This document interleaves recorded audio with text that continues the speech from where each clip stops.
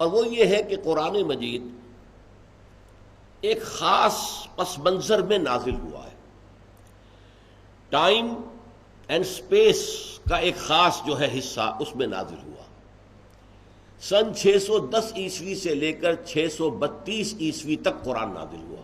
یہ زمانہ نزول ہے قرآن کا.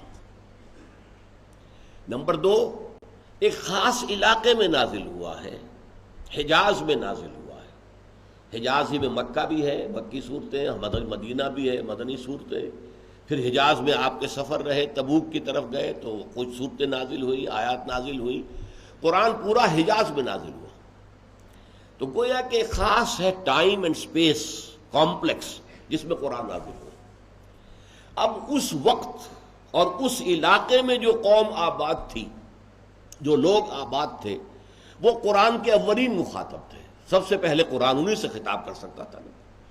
ہندوؤں سے، چینیوں سے، رومیوں سے ان سے تو خطاب نہیں ہو سکتا. خطاب کس سے ہو رہا ہے؟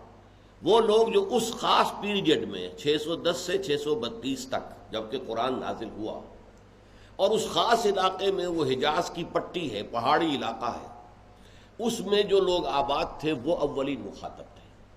اب ان کا ذہنی پس منظر کیا تھا، ان کے عقائد کیا تھے، ان کا معاشرہ کیا تھا، ان میں خرابیاں کیا تھیں.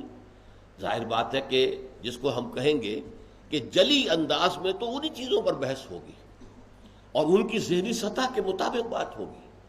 وہ ان پڑھ قوم تھی، ان سے فلسفیانہ مسائل پر بحث کی جاتی تو یہ تکلیف مالا یطاق ہو جاتی، نہ ان کی سمجھ میں باتیں آتی. ہمیں تو جیسا کہ قرآن کا مقصد تھا انہیں موٹیویٹ کرنا ہے، انہیں تیار کرنا ہے، تو ان کے ذہن کی سطح سے قریب ہو کر بات کی جائے گی تبھی وہ موٹیویٹ ہوں گے، ورنہ ان کے سروں پر سے بات گزر جائے گی. اس اعتبار سے قرآن مجید کا زیادہ حصہ جو ہے وہ ایک خاص پس منظر میں ایک خاص قوم، اس کے حالات، ان کا جو حالات تھے، ان کے جو عقائد تھے، ان سے زیادہ جلی طور پر، واضح طور پر بحث کرتا ہے. لیکن اس کے ساتھ ہی قرآن ابد الآباد تک کے لیے ہدایت نامہ ہے. 20ویں صدی کے لیے، 21ویں صدی کے لیے، اور بھی کوئی صدیاں آنی ہو تو ان کے لیے ہدایت نامہ قرآن ہے. علم بڑھے گا، سائنٹیفک نالج کا ایکسپلوژن ہوگا، انسان کا عام ذہنی جو سطح ہے وہ بڑھے گی، لیول آف کانشیسنس بڑھے گا، تو قرآن کو وہ ہدایت بھی دینی ہے جو اس دور کے لوگوں کے لیے مناسب. یہ چیز قرآن مجید میں خفی انداز میں ہے. یہ جلی اور خفی دو الفاظ نوٹ کر لیجئے. جلی انداز میں، واضح انداز میں، اور میکسیمم حصہ جو ہے وہ بحث کرتا ہے اس سطح پر کہ جس پر کہ اس وقت کا وہ معاشرہ تھا بالفعل، جو اولین مخاطب تھے.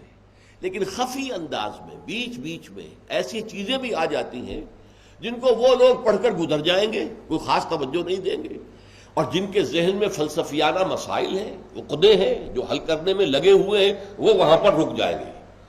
وہ وہاں پر اپنی جو مائکروسکوپ ہے، ذہنی مائکروسکوپ، اس کا جو ہائی پاور لینس ہے اس کو لگا کر ٹک جائیں گے، وہاں پر اس پر غور کریں گے. تو آج کے اس درس میں اس کی بہت عمدہ مثال آپ کے سامنے آئے گی.